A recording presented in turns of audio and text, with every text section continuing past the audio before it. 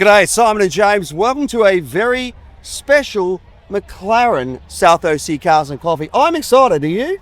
Very excited. It's a good day today. We've got a ton of cool cars. McLaren Newport Beach brought out their entire basically rally of all these awesome cars. We have 720s, we have 750s, we have SENNAs, we have everything you could possibly want to see. GTSs, don't forget though. Yes, don't forget that, of course. And everything in between. It's an awesome day here today. Yeah, we've got some really cool Cosworth Escorts, a really cool custom build by Alex of a 911, which is super special. We got a truck with a Cadillac front end that is crazy. It's so much great stuff. Hey, don't forget, if you come to South OC Cars and Coffee, please remember, respect our rules, no speeding, no revving, no burnouts. That includes on the streets of San Clemente and getting on off those freeways, mate. We're going to be busy. Let's go for a walk and check it out. Let's do it.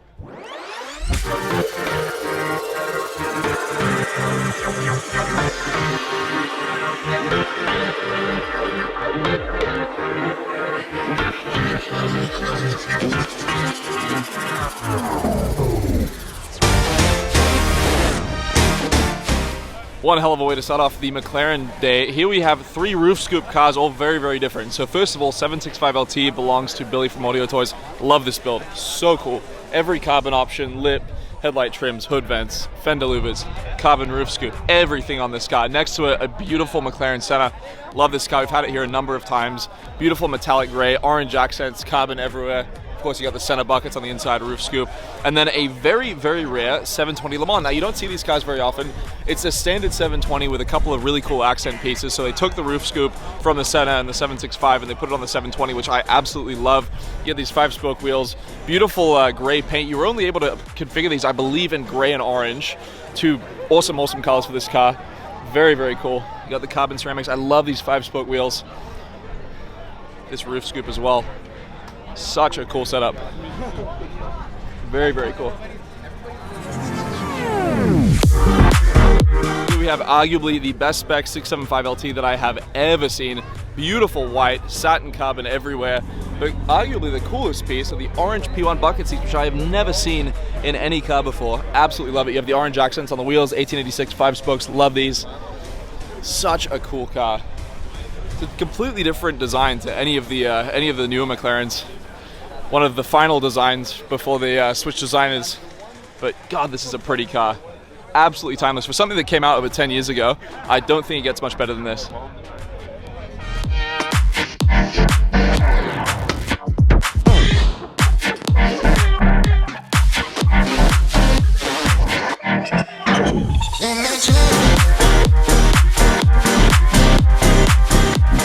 We have a very, very nicely spec'd Lamborghini Huracan Performante. I've never seen one in this color before.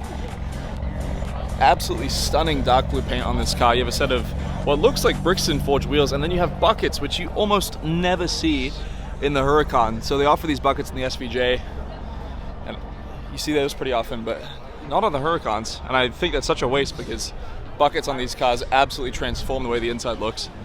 Very, very pretty. 5.2 liter V10. 630 horsepower. I think these are just going to keep going up and up and up in value.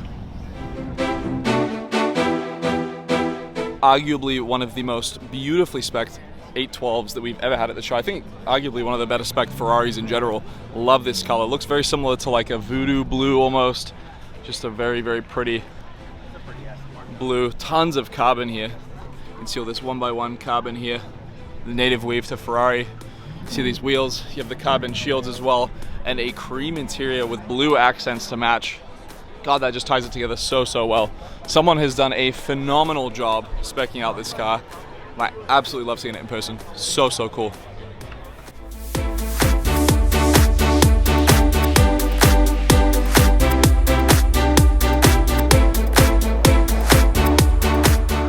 Couple of very pretty GT3 RSs. So first of all, this is one that I've never seen before. It's actually a factory matte gray. Looks like the Arctic gray or the ice gray. It's so, so cool. Y-Stock package, so you get the carbon roof, carbon hood, carbon mirrors, all the good stuff. So cool. And then next one we have Ron's 9923 RS, wrapped pink, full 1016 kit, Brixton's, everything perfect on this car. So, so cool.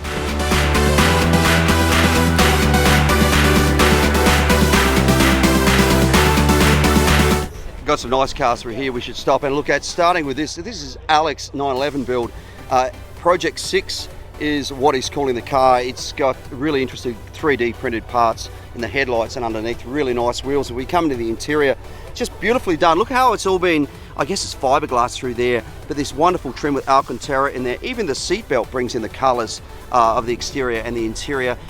Really retro looking gauges, a more modern steering wheel, so many nice things. The color is amazing. Beautifully built engine through there, and then some of these 3D printed parts through the back and the tail lights. Here we've got a beautiful Hillbank version of a Shelby Daytona. Now these products are proper Shelby Daytona coupes. They are a product that's actually licensed by Shelby America to be able to build the cars to that original spec. This one's running a Roush traditional style motor with a carby, but you can get these cars pretty much with any engine combo that you want.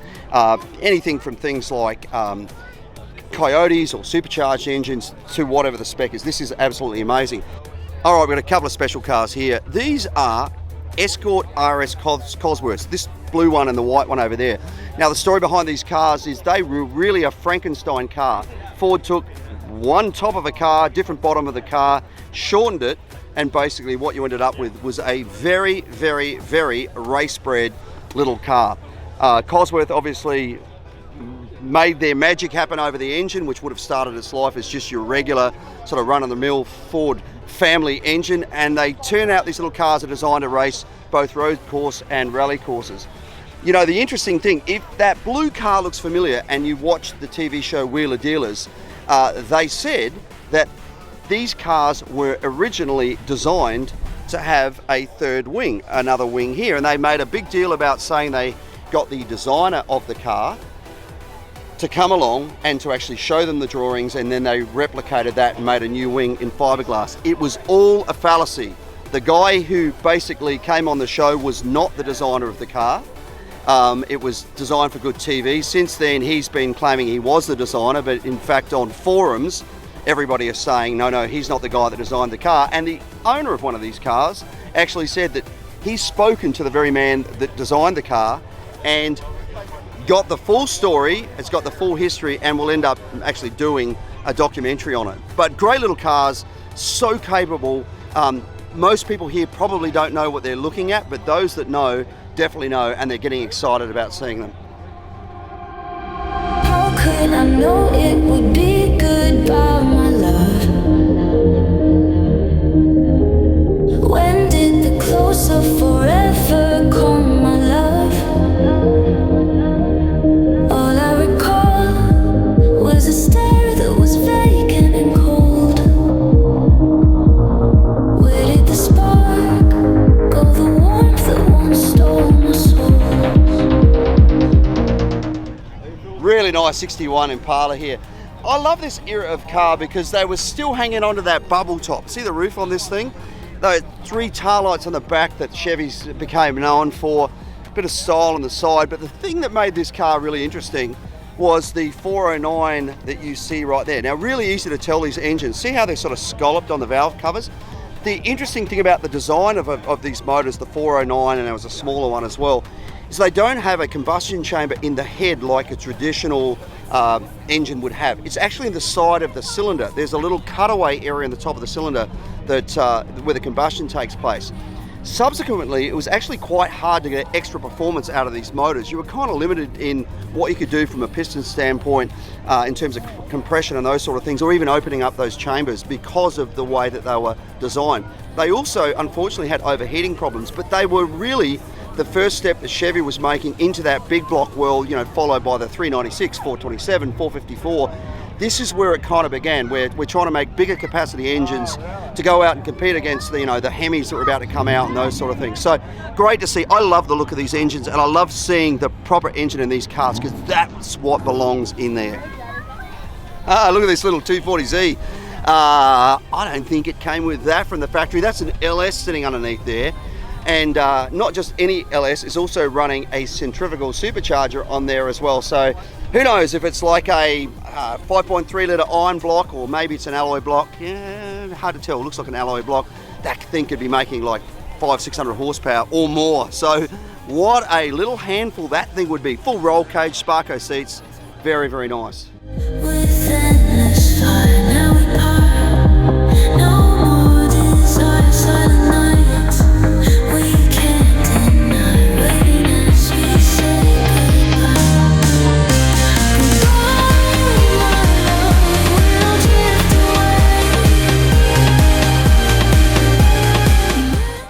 see a lot of 69 Camaros here at South OC Cars and Coffee, which are beautiful, of course.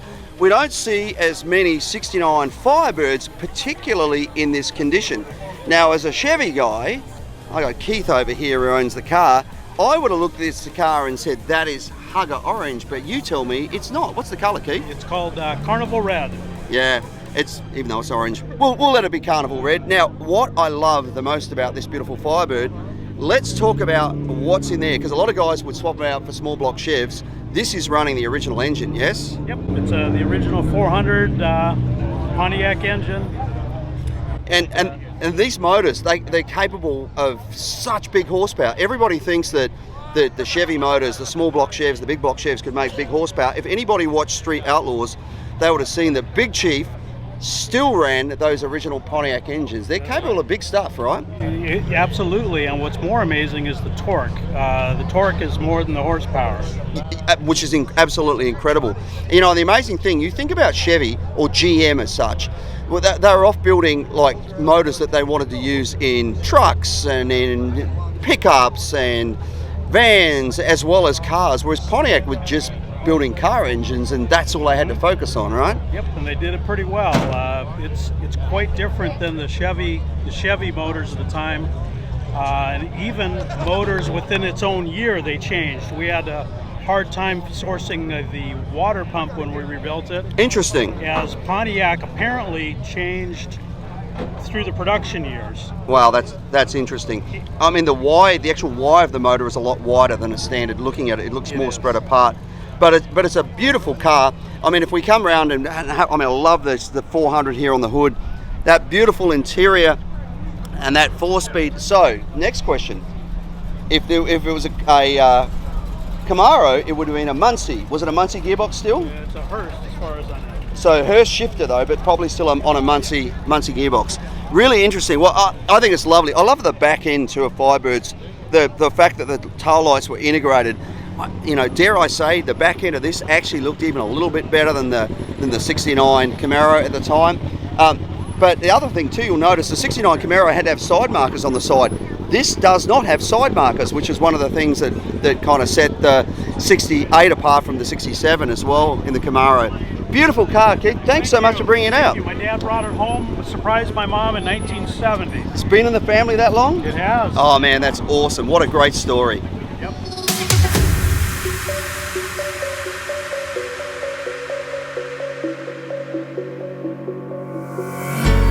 When the lights go down, I've seen hell in you, but you don't care, no, you don't care, no. You just rather watch me fall from a quarter mile. I can see you at the call. Think about it, ring won't tell you what I saw. When you break it off, you'll see who had it all. You had it all.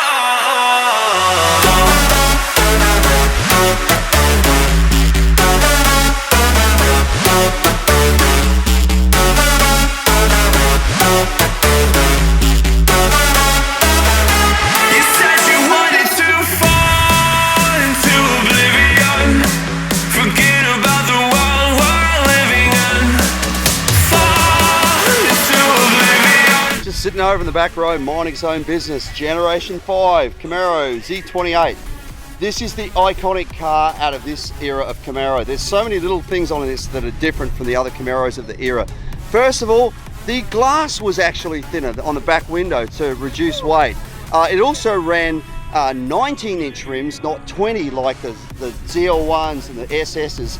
Little things like, notice the extra wide body and the skirt along the side, but the magic about this car is what's under the hood. It's running an LS7 427 naturally aspirated engine. This car could be ordered with basically everything stripped out of it. In fact, you had to say if you wanted to have a radio, if you wanted to have air conditioning, if you wanted to have the basic mod cons, because it was built to be track ready. It's just so good on so many levels. The suspension on it, when you looked at the ZL1, they actually went to that Magna Ride suspension. It's not actually better for track, it's a better compromise when you're doing road and track. Whereas this, they just put straight up regular style suspension on it. And then the brakes, of course, that this thing's running as well, carbon ceramic brakes, which they didn't do on any other Gen 5. The aero on the front, massive. This is the car that in a few years' time, when somebody says, what is the Gen 5 to own? It is this, the Z28. They haven't lost any money. The funny thing was, as they were released, Chevy dealers had them sitting around on the showroom floor. They couldn't sell them. Now if I go back and buy 10, I wish I could, because in a few years' time, this thing's going to be worth a lot of money.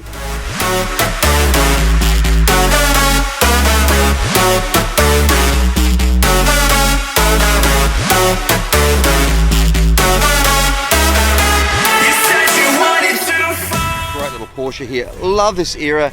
Last of the sort of air-cooled era. Beautiful houndstooth interior. Just great little cars. The sound of these things really, really good. And over here, check this out. We've got a couple of Buicks side by side. Look at the pipes drop down underneath. These things were so fast in the day, and you can do stuff to them like these guys obviously have. Look at the turbo that's sitting on this thing. Very clean under there. Really nice looking catch can on there as well over here. Very clean. If I come over to the other side, this one over here, looking a little more original. You got the carburetor heat shield over the turbo, but just a great iconic car. Really great seeing them on the road. They've got such a cult following.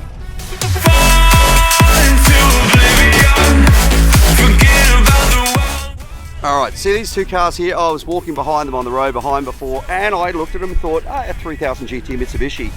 Then I saw the Dodge badge. I don't recall ever seeing one of these, let alone two of these, at the show at the same time.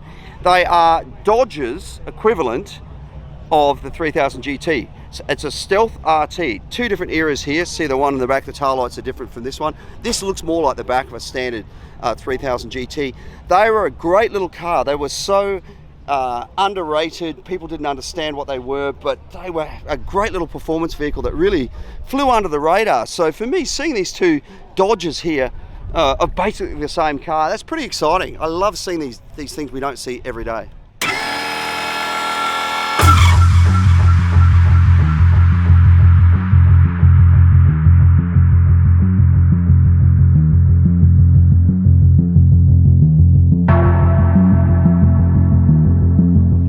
Talk about compensating for something. Have a look at this thing. This is it's Cadillac on the front end, Escalade front end, but I guess it's built on a GMC or probably a Chevy dually. Not real sure, but what a great build. The owners reached out to us and said, hey, any chance you can hold us a space? And obviously we had to give it plenty of space just because of the physical size. Look at the size of the wheels on it, suspension, the frame. You look down underneath this thing, just the amount of attention to detail building a truck of this size. Let alone having to get in it. There is a step that comes down, but man, it still looks like an effort, like you need a step ladder. What a great build, huh? Really, really cool. We have the Japanese right-hand drive invasion going over this side. First of all, look at this one over here. Very cool, right? Legnum Mitsubishi VR4. And then come over to this side, not to be outdone, we have a Nissan, also right-hand drive. Belongs to this man over here. You know, there's lots of cool things about these Japanese imports and some quirky stuff. Like, look at the way the back window goes down, because obviously you've got the wheel arch there and it would only be able to come down to here if it comes down straight. But other things they used to do, like this sort of wind or drip tray wind deflector, interesting. But it's a pretty cool little car, right? You look underneath here and it's all looking stock and clean and neat. Got the body skirts on it. Big cult following of these JDMs. Massive number of bikes out today, lots of cool stuff. Classic old BMW sitting over there, another one sitting over there. Everything you can possibly think of as I pan around. A lot of them have already left for the day, but we had a group that joined us. But everything you can possibly think of. Look at this cute little pink Figaro. It's a little Nissan. What a great, cute little car. Isn't that wonderful? Next to it, really nice looking 1956 F100. I think this is my favourite era. If you can see the paint, it's really cool. There are ghosted flames within the paint. How do I know it's a 56, not a 55? Notice this wraparound windshield here. That wasn't there in 55. That's not a bad looking little car in here. Nice wood rim steering wheel, bit of pinstriping through there. Nice looking interior, wood bed. Someone's done a great job of building this thing up, really good. And I noticed too, notice the fuel fillers in here so you don't have a hole on the side of it. Very cool. That's it for a very special McLaren day at South OC Cars and Coffee. Thank you guys so much for coming out. Please remember, if you are attending the event, respect the rules, no revving, no speeding, no burnouts. That includes on the property, driving through the streets of San Clemente, and then getting on off those freeways. Want to say a massive thank you to all the sponsors. We have the Bracketeer Way Marketing, McGuire's, Mazda, HRE Wheels, Ajax and Lawyers, European Exotic Center, Orange County, Idios, Grenadier, Hillbait Motor Corporation, and of course Magnaflow and K-Berg as well. I do also want to say a massive thank you to all the volunteers for helping us out each and every week. We could not put on the show without you guys. Remember, if you want to become a volunteer, hit us up on Instagram at South OC Cars and Coffee Merch, where we have all the volunteer rostering, and then while you're over there, check out some of our new t-shirts, hats, hoodies, stickers, everything you guys could possibly want from South OC Cars and Coffee Merch. If you are volunteering, you get to bring your car in before 8:30, then Ruby's Down provides a free coffee and donut for everyone helping us out. Good job. Big thank you to Ruby's for doing that and feeding the masses, and a big thank you to the outlets of San Clemente for allowing us to be here as well. Thank you so much for watching. Don't forget to like, comment and subscribe. We'll see you back here next week for another South OC Cars and Coffee. Thank you guys.